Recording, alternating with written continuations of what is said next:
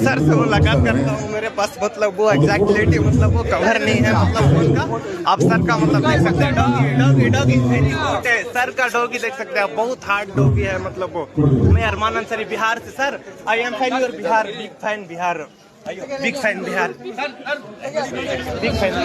your doggy full hard sir yes yes yes yes yes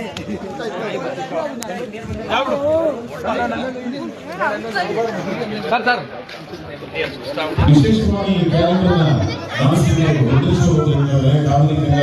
ಹಿತರಕ್ಷಣಾ ಸಮಿತಿಯ ಅಧ್ಯಕ್ಷರು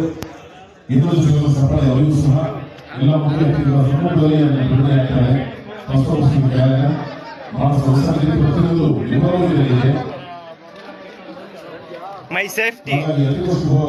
ಧನ್ಯವಾದ ಅರ್ಪಿಸಿ